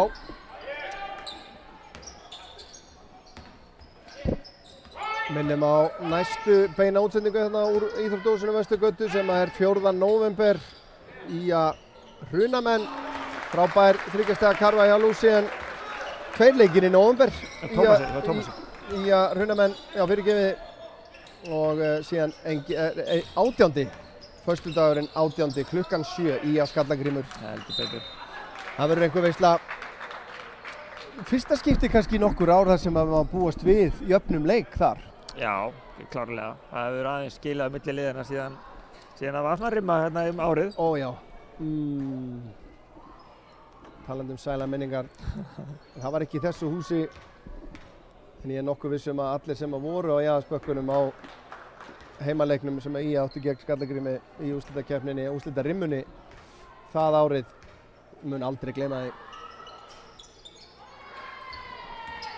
En Skagamenn með frákastið, 20 stiga munur hérna. Núna hlýtur þetta bara að snúast að bjarga andlitinu. Jalen í þristinn. Hann er kannski ekki maðurinn sem á að vera að taka þessu skot. Langur bolti, vel gert hjá Jalen að lesa þetta. Ég get ekki séð svo sem á Jalen að það sé einhver meiðsla hrjá hann í leiknum eins og vorum að hafa áhyggjur af hérna fyrir leik. Ekki þannig sko.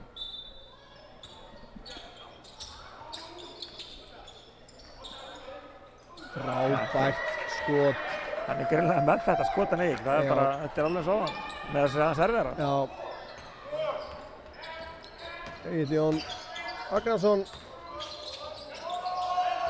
Tómas fær hann hérna frá Lucien. Fínasta hreyfing á vörninni. Gabriel undir á Jalen sem að hlýtur að skila þessu niður. Nei, að ringurinn af. Og Will verðist nú hafa eitthvað fengið eitthvað högg, en innkastið skamanna, enga síður. Felix kemur inn á fyrir Jalen. Já, það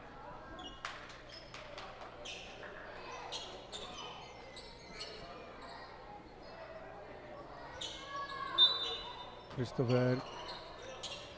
Já, Magnús Breisi kominn aftur inn á Tómas á Lucien. Breisi til varnar, Felix kemur og býður honum hindrunina, fær hana, tekur skotið, dansar upp úr, Felix í baráttunni og boltinn af Felix út af.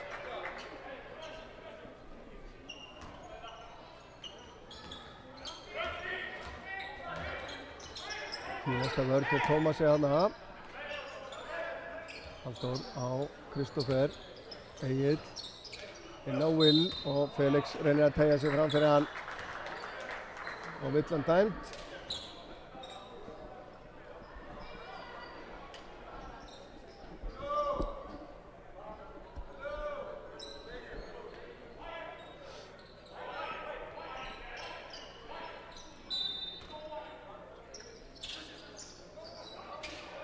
Og Breisi galopinn og þá þetta bara sjálfvirt og Nebojsa, hann þolir þetta ekki lengur og tekur leikhlé.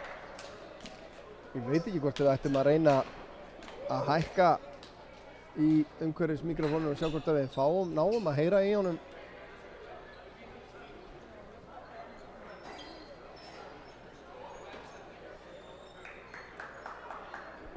Nei, þetta náði ég ekki.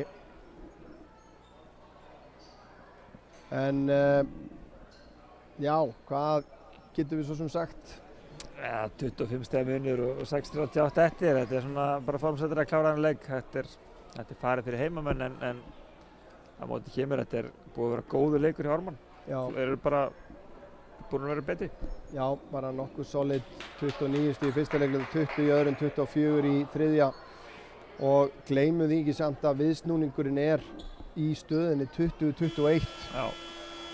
Þar sem að búið að vera jafnræði með liðunum alveg fram að þeim tímapunkti, þá kemur bara 8-0 sprettur á síðustu 1,5 mínútunni í fyrsta leikluta og það einhvern veginn bara drepur skagaliðið. Já, þeir bara komast ekki tilbaka og í öðrum leikluta bara heldur þetta áfram 27 og þá erfitt að koma tilbaka.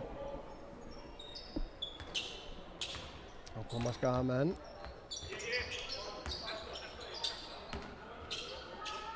Hrunamenn 78, Skalleikur með 78, það Jafn Sindri 76, Selfoss 71, spennandi leikur þar í gangi.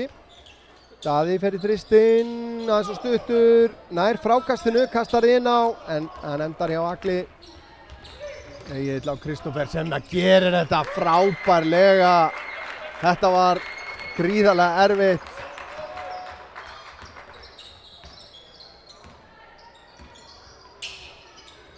Gabriel á Felix og Daði á Lucien. Lucien biður hindrunna. Will kemur út. Sendingin hann ætli Felix, gengur ekki. Halldór á Breisi, hann inn á Will en frábærlega gert hjá Lucien á stoppan hann. Og Skaginn fær innkastið. Ég held að Will hafi verið byrjaður að hugsa að tróða þessum þegar hann var að fara að grípa hann. Já, það rétt þér. En Austin Magnús Breisi með 5 af 9 í þriggjastiga hér í kvöld. Já, það setur einn enn, þá erum við helmingi fleiri þrista heldur en allt í liði. Já, Gabriel í mjög erfitt skot.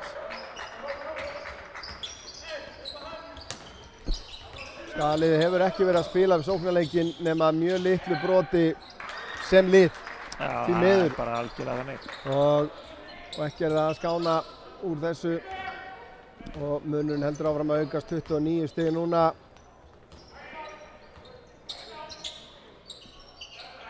Lucien og Gabriel með 2 manna leik hérna. Lucien í þristinn, hittir ekki, Gabriel með frákastið, nær ekki að blaka honum niður. Will með sendinguna fram á Kristoffer sem klárar þetta rosa vel. Og þá eru leikhlé hjá Skaganum.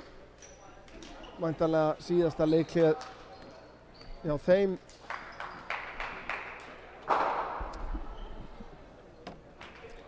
...31 stigs munur, þetta er náttúrulega eins og þú sagðir Hannibal, þetta er formsatriði að klára hana leik. Já, í raun og veru, þetta er sko, svo ef við kíkjum aðeins á tölfræði.is þá er sko heildarskotnýting í leiknum er 28%. Þeir eru 18 af 48 í tveggjastæða sem gerir 37% og þeir eru 3 af 25 í þryggjastæða sem eru 12% nýting hjá öllu liðinu. Það er bara, það er ástæðan fyrir að það eru 50-60 á töflunni hjá IA. Já, og ekki gleyma lykil tölfræðinni hér. 37 fráköst hjá heimaliðinu gegn 54. Já. Og þegar við erum að tala ég hef alltaf trúað því að í körfubolta þá skipti máli heimavöllurinn. Já. Ekki síst í hlutum eins og skotnýtingu, eins og í fráköstum. Já. Þar sem að stemmingin á að vera með heimaliðinu og við komum inn á það að fráköst eru að mjög stóru hluta andlegt fyrirbæri. Hversu bara stemdur ertu til þess að fara og sækja boltann. Akkurat. Og þegar þú ert með stúkun á bakvið, með fólkið þitt hérna, þá þetta á einhvern veginn ekki að geta gerst. Nei. Og þar sem þú þekkir húsið, þekkir körfurnar, þekkir völlin, þar er þetta er bara í rauninni ofsalega vonbrigði þessi skotnýting. Algjörlega. En jæja, það verður ekki, en bjartur punktur, 13 stolnir boltar. Við erum ekki að reyna að finna eitthvað jákvætt. Já. Og ótrúlegt satt á að ármenningar tapa boltanum oftar. En það er núna unglega hreyfingin hjá IA inn á hér og væntanlega fá bara að nýta þessar mínútur sem eftir eru. Hjörtur Hrafnsson kominn inn á, einnig Þórður Freyr og síðan Júlíus Þóra núna aftur kominn inn á og með þeim Davíð Alexander og Felix.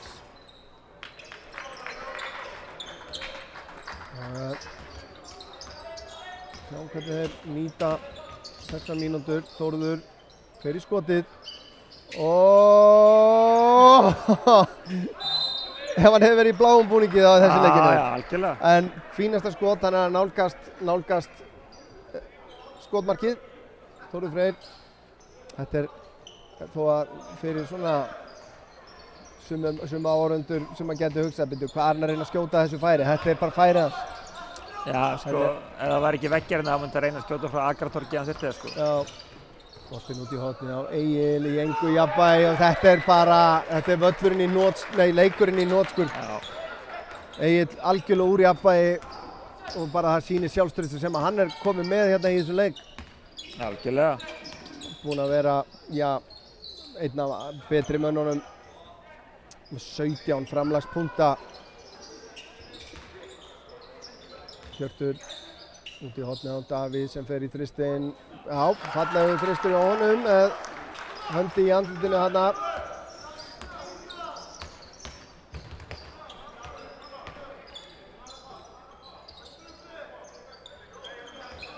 Halldór út á Gunnar inn að körfunni og gerir þetta frábærlega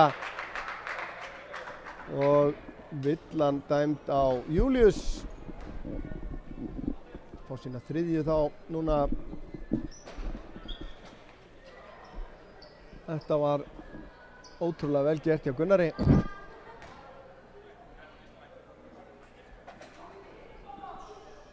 Hann er svolítið maður harðfylgisins.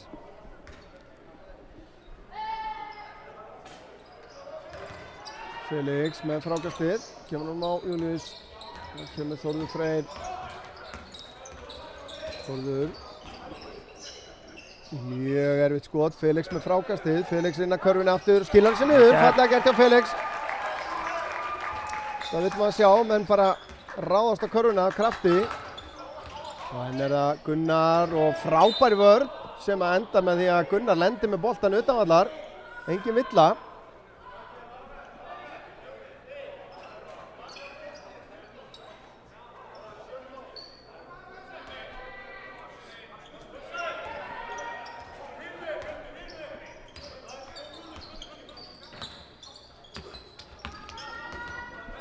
Davíð sterkur inn að körfunni hérna, fallega gert, náði ekki að skila þessu niður og fær síðan villuna.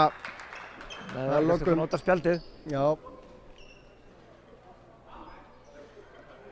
Gerði allt rétt fram að skotinu. Skallagrímur 85, Hrunamenn 83, gríðarlega spennandi leikur á Laugarvatni.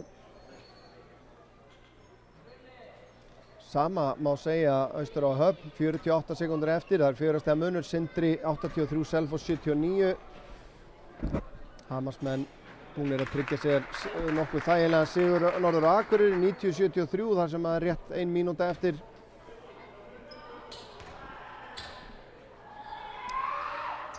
Við náum sennilega ekki að fylgja eftir þessum leik Hrunamann og Skallagríms. Þessi leikur verður búinn á undan honum. Hjörtur undir pressu hérna, komum á Davíð. Við sjáum það, staðan í villum í fjórða leikluta er 5 villir á Ía, 0 á Ármann. Já, Davíð út á Þórð, hann út í hornið á Júlíus sem fer í þristinn. Aðeins flatur og langur, Hjörtur fer í þristinn, hittir ekki aðeins á stuttur, Felix með frákastið. Ræðst á körfuna og skilar þessu niður, frábær innkoma hjá Felix í þessum leik. Þetta er geggjað.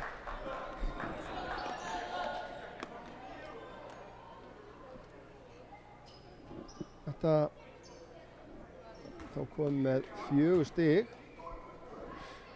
3 fráköst, 5 stig þá núna.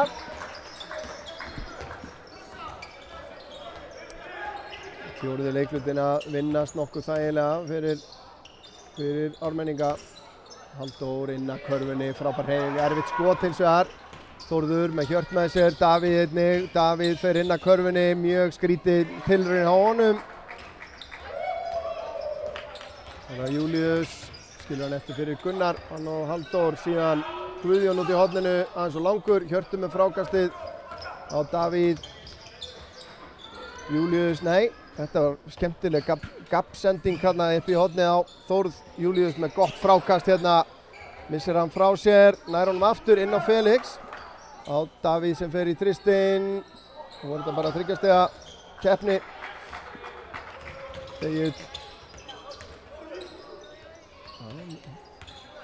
Guðjón, frábær vörn hjá Davíð. Þetta er orðin hálfgerður bortennis hérna núna.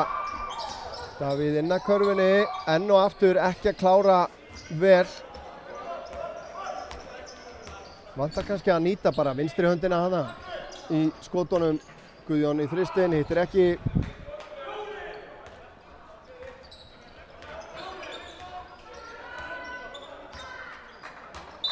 Og vantar nýja skotklukku, já. Skipting, Daði Már kemur inn á fyrir Davíð.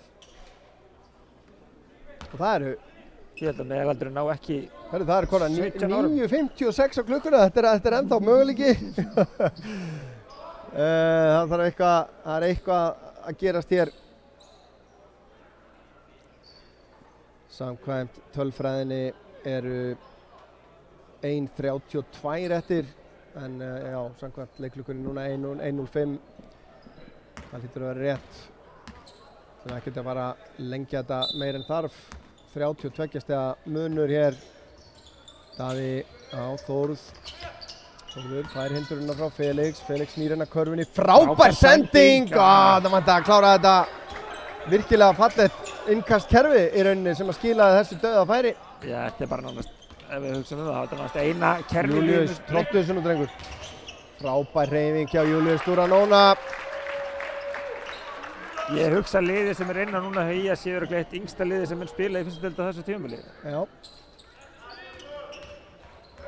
Þá villum dæmd á Hjört.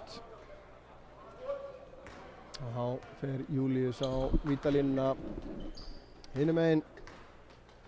Skallagrímsmenn að ná að hrista Hrunamenn af sér hérna, góðu sprettur í þeim, 96-86 núna, tæpar 4 mínútur eftir þar. Sindramenn með sigur í Höfn gegn Selfossi í toppslagnum þar, 85-79 og leik nánast lokið á Akureyri, 77-92. Þægilegu sigur hjá Hamri. Júlíus ræðst inn að körfunni, finnur ekki samherja, hann finnur eins vegar Egil sem finnur síðan Júlíus og hann á Gunnar í alli uppsendingu sem að má nú ekki klára með layup, sko. Það er minn alltaf að reyna þetta annar borð. Þessi bolti af Hirti og út af.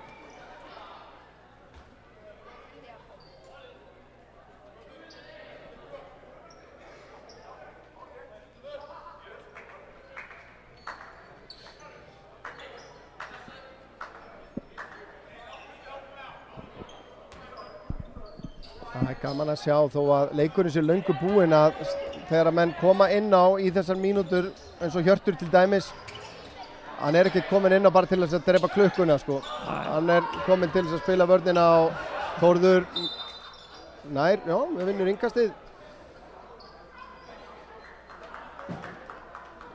En